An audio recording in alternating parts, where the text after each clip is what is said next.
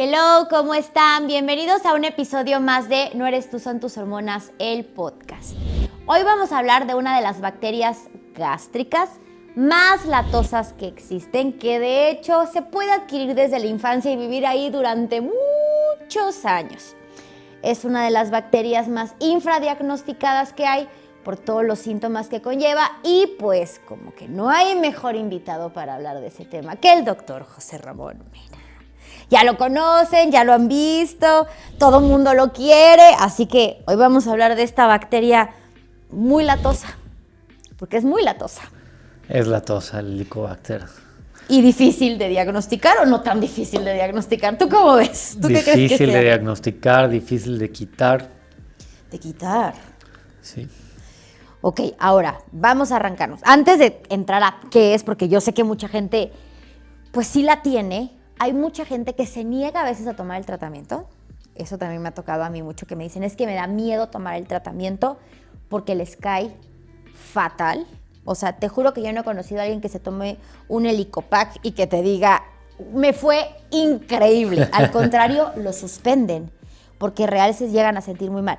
Pero antes de entrar a eso, ¿qué es la Helicobacter pylori? El Helicobacter es una bacteria gram negativa que se descubrió alrededor de los años 80.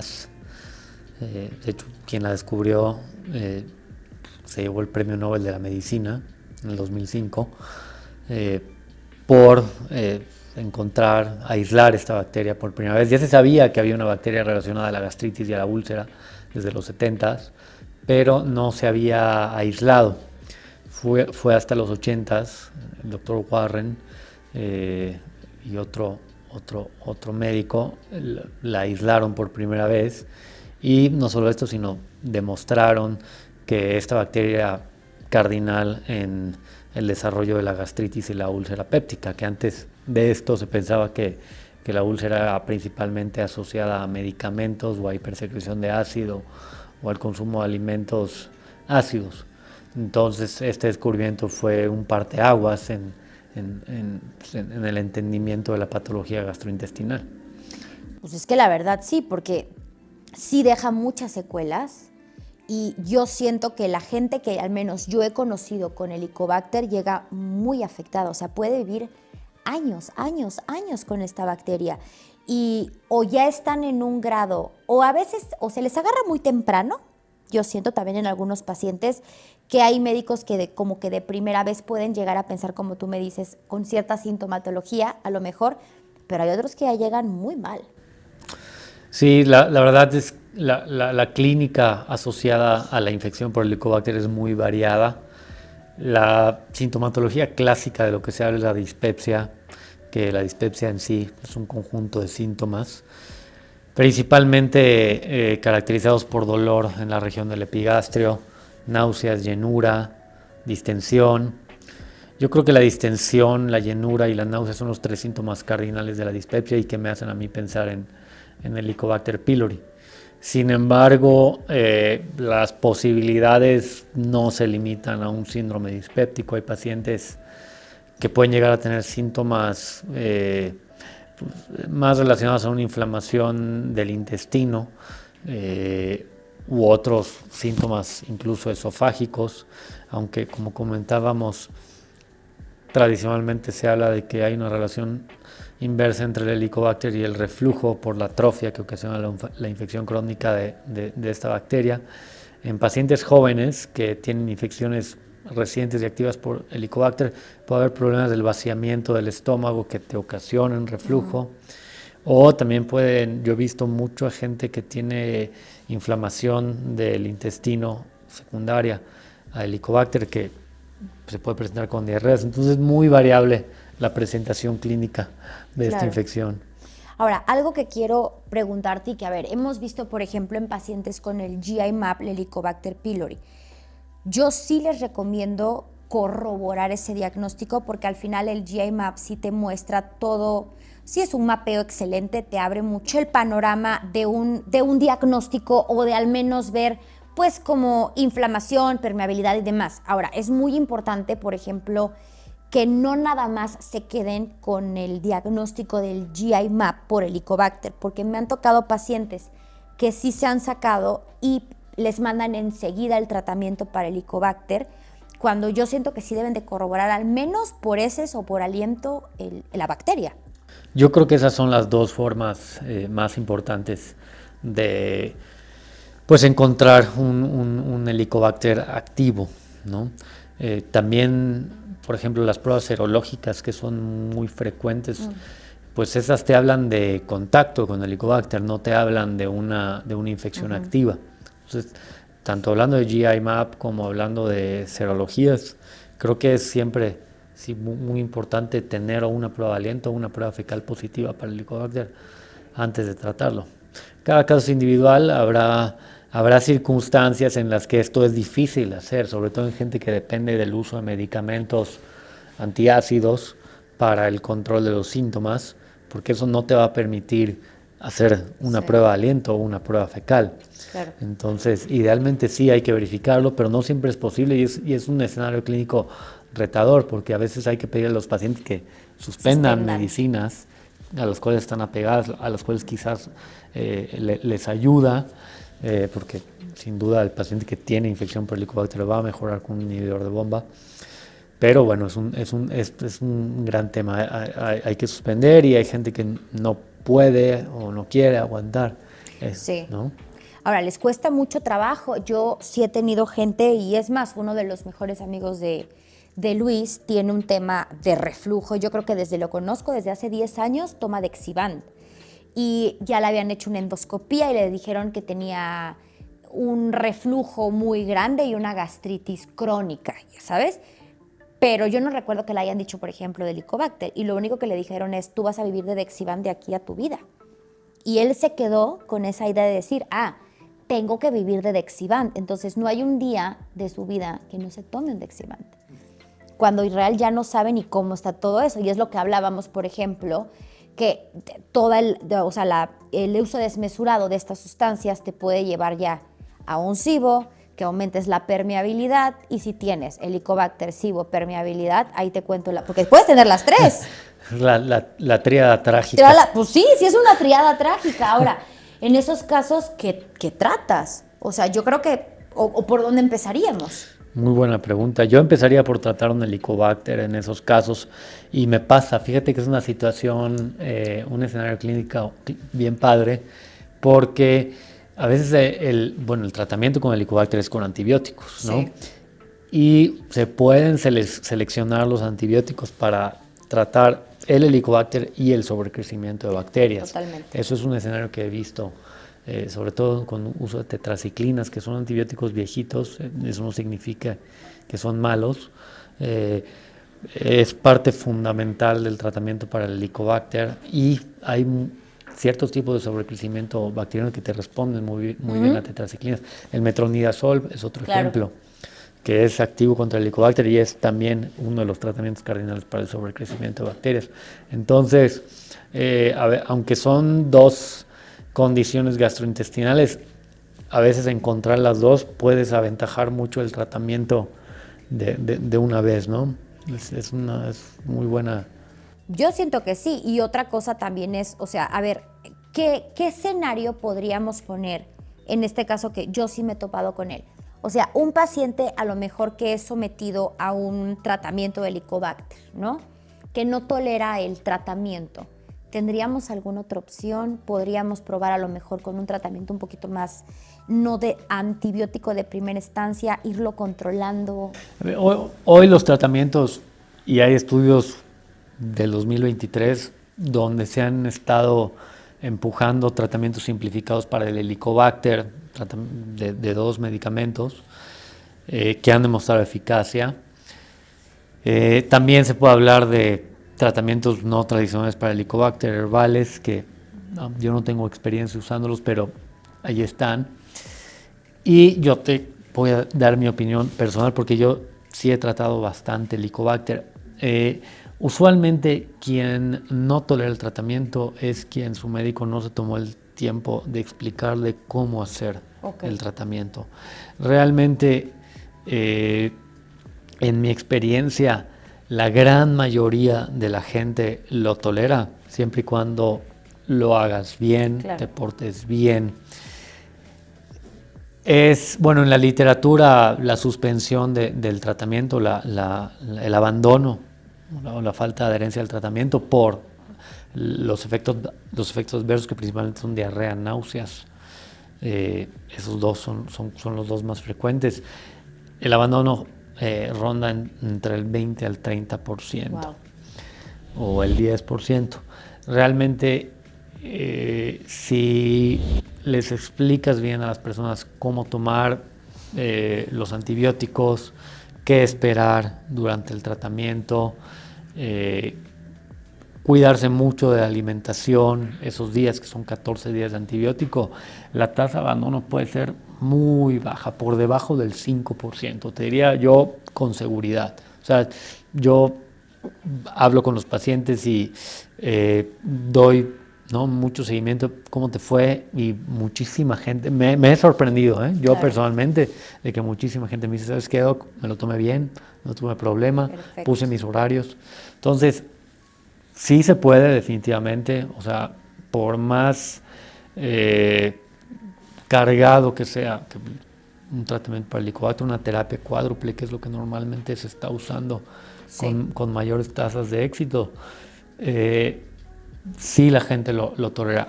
La gente mayor, sobre todo, es quien no lo tolera, la gente que toma muchas otras medicinas, la gente que no lleva una buena alimentación, ellos son los que normalmente fallan.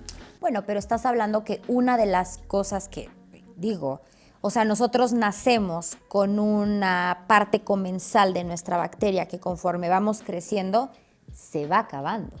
O sea, no tenemos la misma cantidad de bacterias comensales bien en armonía. No, claro. De que nacemos a que somos, que somos adultos mayores. De hecho, una de las personas que tienen, tienen una disbiosis o que tienen una mala microbiota es una persona mayor por ambiente, uso de medicamentos, porque tristemente la población que hoy existe de los adultos mayores no fue una generación, podríamos decir, de prevención o de mayor cuidado. Claro. Y la medicina preventiva, o sea, en México se carece muchísimo. O sea, desde que ven un pequeño colesterol chiquititito, ya estás con tu atorvastatina. En vez de decir, bueno, ¿qué estás comiendo? ¿Estás haciendo ejercicio? ¿O de dónde viene esa falta de colesterol? O sea, ese exceso de colesterol, perdón. O sea, como que son muchas cosas. Entonces, yo siento que también, cámbiale hábitos a una persona de 80 años. No, es muy, muy, muy complejo. Es muy complejo. Entonces, yo siento, y esto es algo que me gustó mucho que lo dijeras, siento que es la guía y el acompañamiento del médico. Eso es la clave del éxito en el tratamiento del Helicobacter. Y yo siento que en todo tratamiento, la guía y el acompañamiento y ese match que tú le des a tu paciente, decir la confianza de, ¿lo necesitas? Porque a veces hay médicos que es muy pues si te lo quieres tomar casi, ¿no? Sí, no, bueno, en sí erradicarlo no es infrecuente escuchar médicos que dicen, no, eso no te hace nada, eso no te lo tienes que quitar, o eso no te ocasiona los síntomas. Eso yo pienso que puede estar influenciado porque pues, mucha gente no quiere sentar a explicarle al paciente cómo va a estar la jugada, el acompañamiento. A veces eso requiere mucho trabajo, sí. Y mucha gente no está dispuesto a hacerlo. Eso y todo lo que conlleva el tratamiento, porque es complejo, como tú lo dices. O sea, es decir, tú te lo tienes que tomar de tal manera, durante el tratamiento no puedes consumir ciertos tipos de alimentos, no alcohol. Puedes tener alimentos procesados, no puedes tener alcohol, porque al final va a exacerbar la sintomatología que te pudiera llegar a estar ocasionando tanto el antibiótico, ponte tú, claro, como la bacteria, como claro. tal. Ahora, ¿qué tanto podríamos apoyar a los pacientes durante su tratamiento de Helicobacter con cosas para bajar un poco inflamación del epitelio? O sea, a lo mejor, no sé, te estoy hablando de una glutamina, un zincarnosin. O sea, yo pensaría que después del tratamiento es cuando entrarían en juego estas medidas. Es lo que pensaría, porque si ya son tratamientos muy cargados, sí. Incrementar cosas se vuelven 10 cápsulas al día, 15 cápsulas al día. O sea, no, yo sé, sí. Entonces, pensaría que después de los tratamientos. O sea, yo creo que al menos, por ejemplo, hablando del protocolo de las 5 R's, que es lo que yo les metí mucho en el curso de microbiota, al final la primera R es retira. O sea, retira alimentos que inflamen, irritantes y patógenos. Eso es básico en un tratamiento de Helicobacter. O sea, retirar todo lo que acabas de y luego mencionar. toda la parte igual de empieza la reinoculación, la reparación, o sea, son muchas cosas que van de la mano, que entonces, o sea, en este caso tú nos aconsejarías a lo mejor el retira la parte de irritantes, alimentos procesados, cosas que te pueden llegar a generar síntomas gástricos mientras estás con tu tratamiento. Claro. Una vez que lo acabes, podríamos decir, a reparar y reinocular toda la parte de nuestra microbiota. Exacto, glutamina, probióticos. No, pues está muy bien así. Ahora, la parte diagnóstica, hablando en endoscopía, ¿qué podríamos esperar un poco ahí?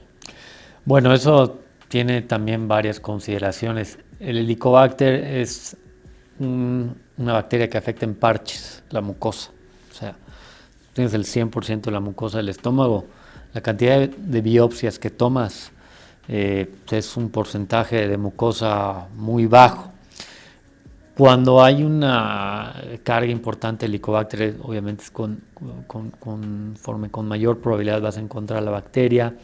Las tinciones que utilizas en las biopsias, siempre yo tengo la preferencia de buscar el Helicobacter, no solo por la tinción tradicional de las biopsias, que es hematoxilina y eosina, H&E, sino buscarlo por inmunohistoquímica, que es un marcador que busca específicamente el Helicobacter.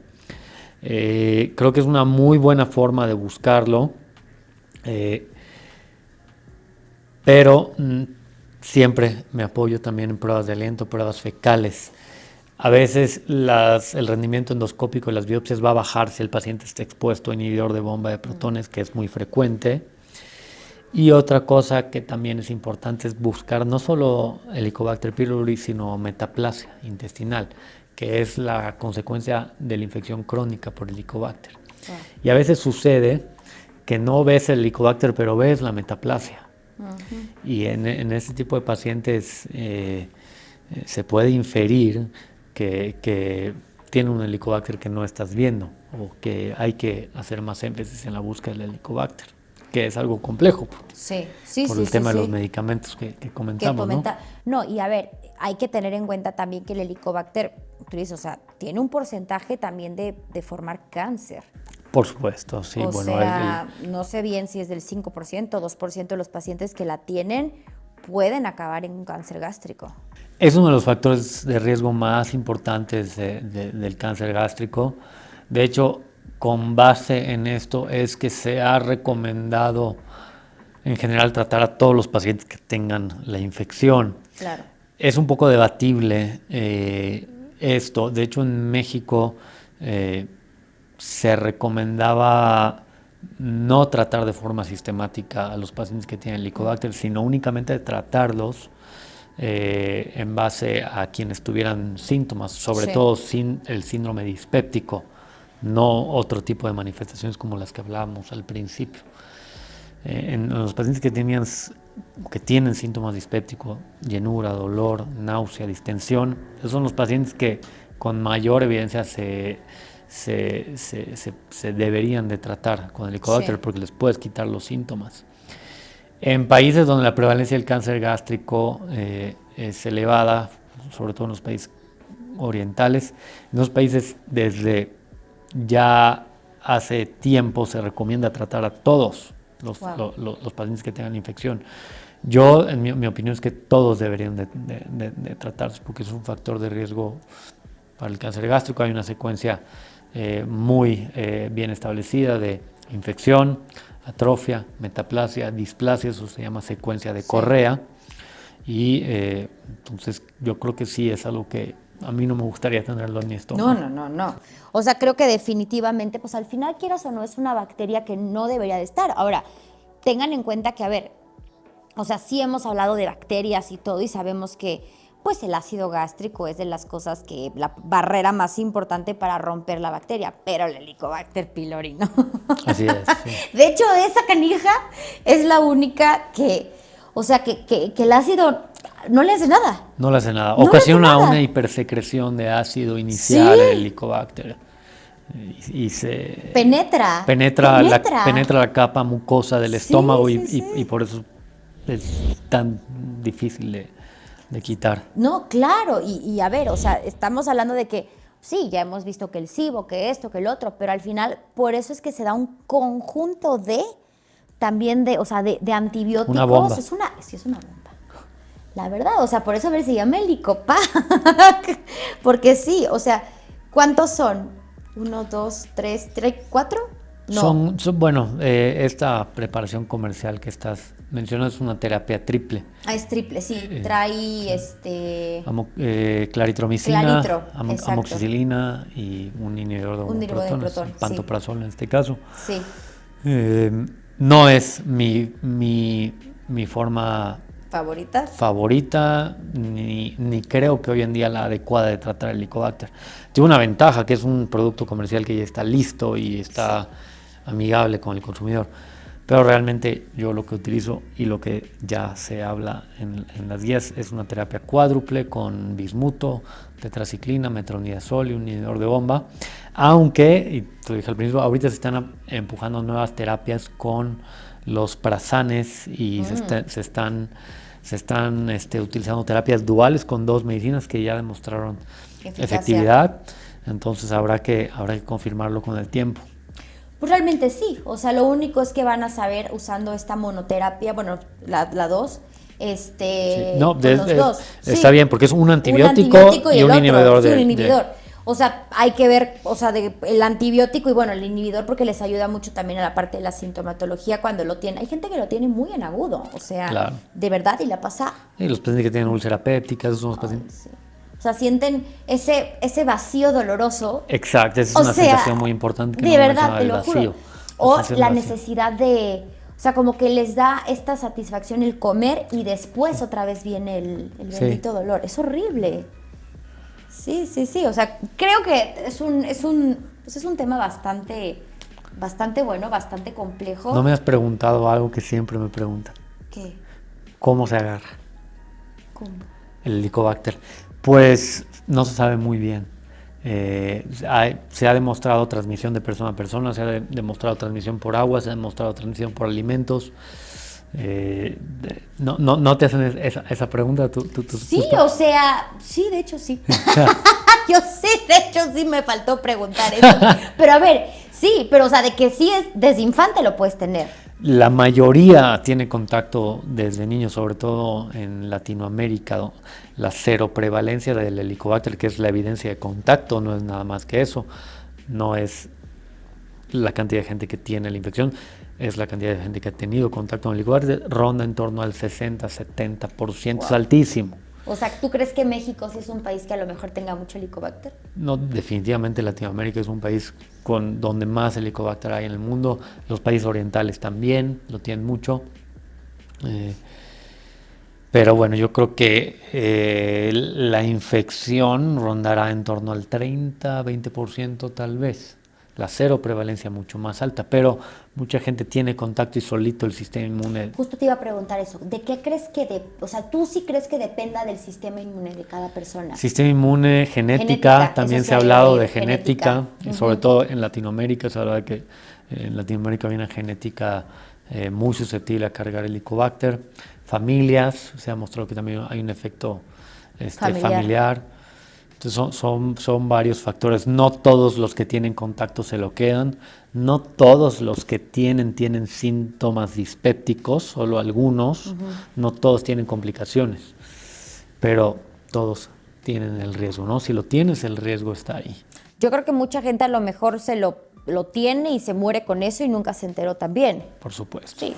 O sea, a lo mejor y pudo haber tenido un periodo de prevalencia de síntomas, pero Exacto. no lo... Sí, no. Pues como que no lo relacionó con eso o nunca le dieron ese diagnóstico. Y es a lo que vamos. O sea, al final es una bacteria que sí está muy... o sea, no está tan diagnosticada. Y a lo mejor te puedo decir, tú puedes tener una manifestación de un síntoma en agudo, vas al gastro, no te saca pruebas, te da un tratamiento a lo mejor sintomatológico y se acabó. O tomaste medicamentos en tu casa, te mandan una prueba de Helicobacter y es un falso negativo. Eso también, ¿eh?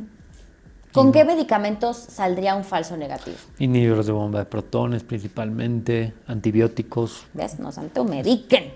Es que de verdad te lo juro que yo sigo insistiendo mucho en que se nos hace fácil eso. Porque pues es algo de, tengo el síntoma, me lo compro. O doctor Google, o la comadre. Porque te lo juro que, a ver, algo, no sé si te pasa a ti, pero algo que yo les pregunto mucho en la consulta es, ¿y quién te lo recetó? Y te juro, luego me contestan, mi papá. ¿Y tu papá es doctor? No. O sea, es como, a ver, entiendo que a lo mejor no es que se escuche como ego médico o algo, pero creo que por algo existen y hay que darlas bajo un tratamiento. O, ahí va otra pregunta, ¿cuántos a lo mejor les puedes dar un tratamiento por alguna sintomatología y vas evaluando la continuidad de los síntomas o cómo va evolucionando el paciente? ¿Se sienten bien? No regresan y después regresan peor. Yo creo que un paciente que llega por síntomas dispépticos, sobre todo si están asociados a eventos de estrés, transgresiones alimentarias, pacientes jóvenes sanos, ese tipo de pacientes se les puede dar un tratamiento empírico con inhibidor de bomba, procinéticos, suspenderlos en un periodo de 15 días y dejar al paciente libre. Si el paciente vuelve a tener síntomas dispépticos, ese es el momento de investigar cuando está libre de medicinas. En lugar de volver a dar tratamientos empíricos y quizá hacer estudios después, ya el paciente va a estar, pues ya los riesgos de falsos negativos se hacen cada vez mayores. Entonces, creo que hay que ofrecer tratamientos empíricos, sí, en pacientes jóvenes sanos, pero si la dispepsia recurre, siempre hay que investigar el Helicobacter y esperar el momento adecuado. O sea, no, por ejemplo, no es recomendable, si yo quiero saber cómo tengo, o sea, que tengo Helicobacter, no es recomendable que yo me saque una prueba si estoy tomando algún tratamiento, algún inhibidor o algún... Para nada, está, pues ahí está contraindicado prácticamente. Ok, porque eso es muy importante que lo sepan, porque a lo mejor, te digo, van y les dicen, estoy bajo ese tratamiento, le sacan y van a decir, no tienes Helicobacter, continúa con esto, o les siguen, porque, a ver, yo siento, y desmiénteme, que no es que tengas una gastritis crónica, o sea, hay algo que te está generando eso, pueden ser muchos factores, pero hay algo que está ahí. El Helicobacter es sin duda el principal, alimentación, procesos inflamatorios del cuerpo, pero el que hay que buscar de forma inicial, sin duda, siempre es Helicobacter pylori ante un síndrome dispéptico. Aunque no les guste, el alcohol también, o sea, es una de las causas que más exacerba síntomas gástricos. Sin duda. O sea, y el refresco. Yo siempre les digo... Y la falta de ejercicio. Y la falta de ejercicio. Porque si no hay ejercicio no se mueve todo y si no van al baño. Pero te digo, ¿a poco no? Deberíamos de tener así signo vital, check, voy al baño todos los días... Porque sí es importante que también tengamos, o sea, la salud digestiva es vital. Todo en general es vital, pero siento que también, o sea, ya está muy comprobado toda la relevancia que tiene pues, todo lo que tenemos adentro. Toda enfermedad empieza en el intestino. Toda enfermedad empieza en el intestino. Que, a ver, eso es otra cosa. A ver, jóvenes oyentes, toda la gente que nos está escuchando, esto ya antes de irnos, porque ya se nos acabó el tiempo como siempre. Yo sigo y digo y sigo y seguiré insistiendo.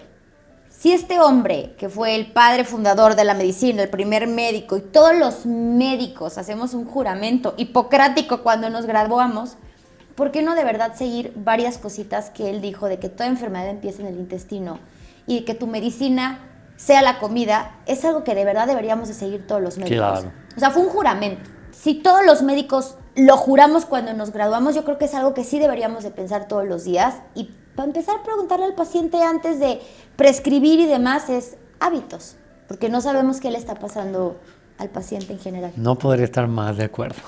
¿Ven por qué lo quiero tanto? Eso es lo importante aquí, que de verdad tengamos médicos un poquito más para allá.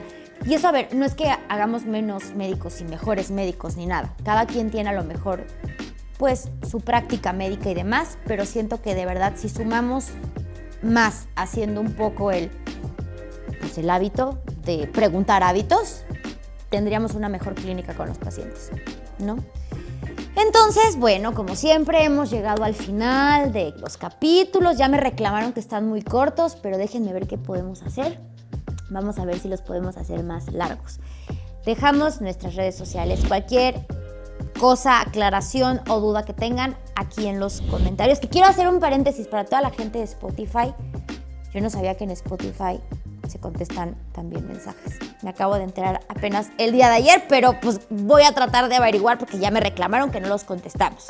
Pero bueno, nos vemos en otro episodio. Bye. Bye.